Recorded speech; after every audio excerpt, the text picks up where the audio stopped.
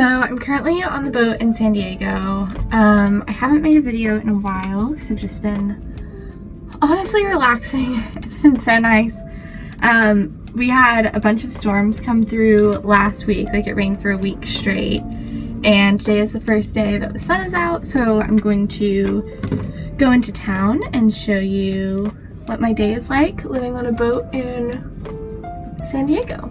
So hopefully next week I'll be making my way down into Mexico. So that is very, very exciting. I feel like it's what I've been waiting for. So this is also going to be only the second time that I have left Ozzy by himself on the boat. He has really bad separation anxiety, so hopefully he'll be fine.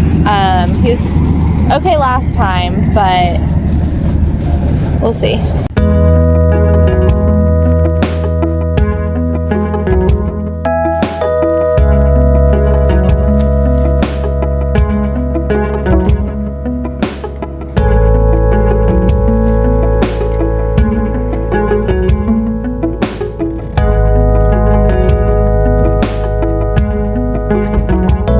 While I was in San Diego, I was anchored in the A9 cruiser's Anchorage. I had to get a special permit for this anchorage by getting a police inspection, and the majority of the time I ended up rowing to shore instead of using my outboard because I had to leave it on the dinghy.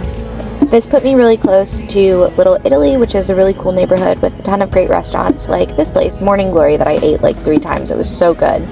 While it was super cool being in the middle of downtown San Diego for free, essentially, since I was able to get into the Anchorage, finding groceries was difficult, but I always tried to hit up the Wednesday and Saturday farmers markets in Little Italy, and when I couldn't get there, I got at the 7-Eleven that also had an Amazon locker, so it was really convenient.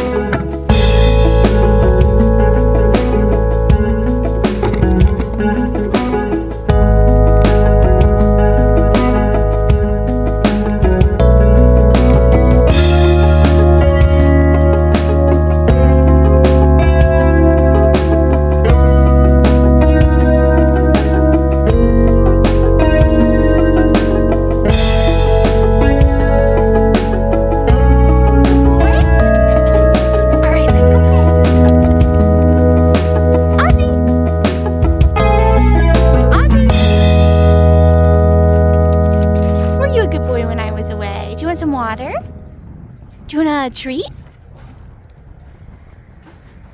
Sit. Sit. Sit. Sit. Sit. Good boy.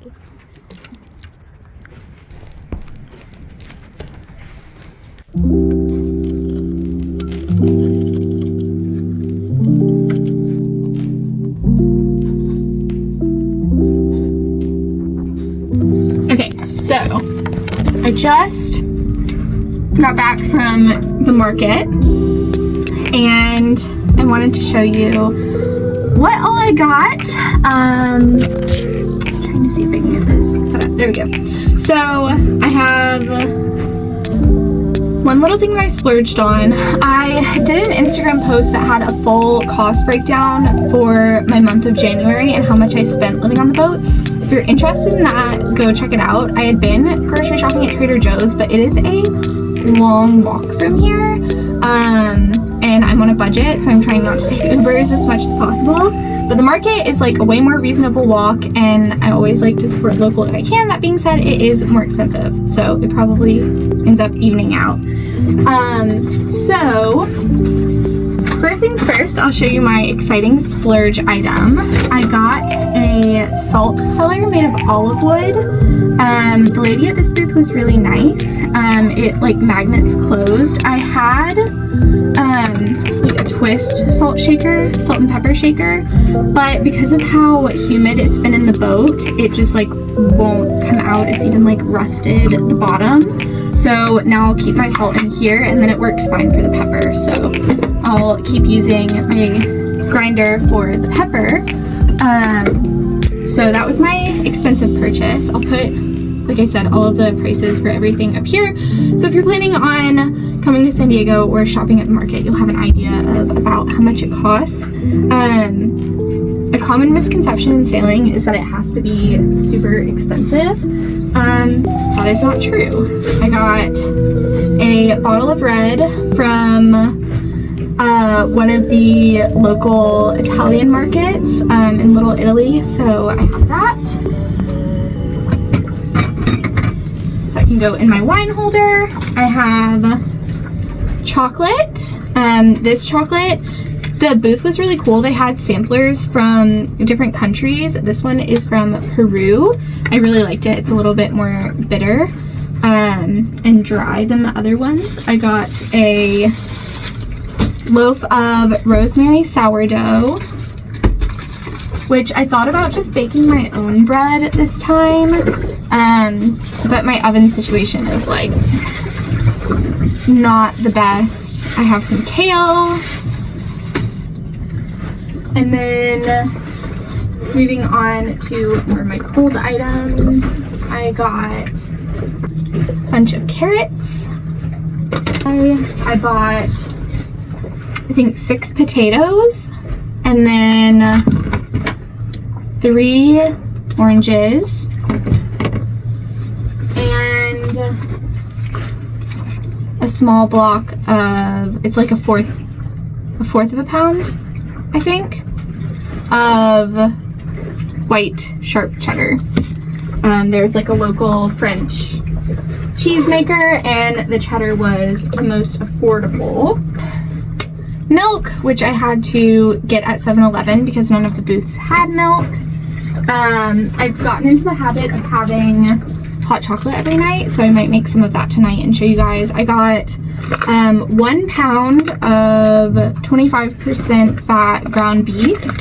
The lady at this booth was so cool. They had like all sorts of meats, but again, staying affordable.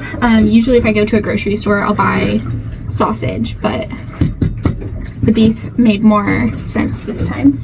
And then I got some eggs, and this is all of the food that I got today at the market and my special little item. And then I also ate out at Morning Glory, which is like an awesome place.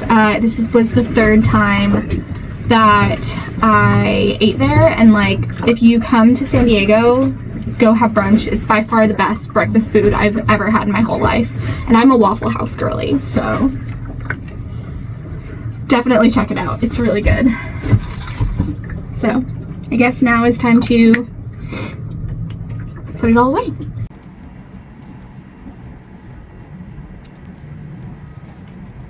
So now that everything's put away, I'm sitting out on deck. I have the motor going, so the alternator is helping charge my batteries, and I also have my solar panels up. I just installed another 50-watt solar panel, so my draw isn't too much, but if I charge like some heavier items, then I need to like run the outboard. But I'm out here letting some of my books air out because I got a little bit wet. But I wanted to show you guys what I'm reading through for boat stuff. I generally am reading like boat stuff as well as something for pleasure at the same time. For pleasure, I've been reading the A Court of Thorns and Roses series. It's super good. It's basically fairy smut. I'm on book 4 now. One of my best friends recommended it to me, so thank you, Claire. And I am obsessed. So there's still one more in that series that I'm reading. But for boating, I am going through 2 books that my friend Robert gave me.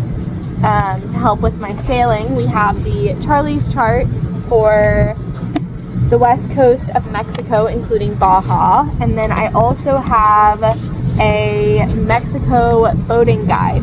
So I'm reading through both of these to kind of figure out logistics of some of the places that I'll stop and get ideas of places that I'd want to visit. So yeah, it's really fun to be finally in the planning stages of where I'm gonna stop. My plan right now is I'll probably end up spending like the next year in Mexico. I'll have to like come home sporadically just for bureaucratic reasons. But I'm very excited. I'm so excited to get somewhere warm enough to go swimming. It has been torture to be on a boat for this long and not be able to go diving and snorkeling and spearfishing. So I am super excited about that, which I've heard that once I get to Bahia Tortugas, Turtle Bay, whatever, which is like halfway down the Pacific side of Baja, then the water should be warm enough to get in. So soon. On top of my sailing route, which I'm planning out for when I finally cross the border into Mexico, I have been spending a lot of time getting back into a routine when it comes to my physical fitness. I used to be so fit. I taught dance and yoga, and I'm a certified personal trainer, and along the way throughout the boat project, all of that just kind of came to a halt because I was so overwhelmed. So it's been really nice rediscovering that side of me and allowing myself the space to be more than just the girl fixing the boat. So I've had a friend on a boat nearby called Jedi, and Alicia on board that sailed with me the first way down the coast. She's been coming over and we have been practicing yoga in the mornings, and it's been really nice just to have that little part of myself back again. That's been a big topic of conversation just in general lately, is I've given so much to the boat and to sailing in particular over the past couple years that I am spending a lot of time just, rediscovering all the different parts of myself. So stay tuned on that. However, I know most of you guys here are for sailing, not just for living on a boat, so stay tuned for my next video where I sail 850 nautical miles from San Diego to Cabo.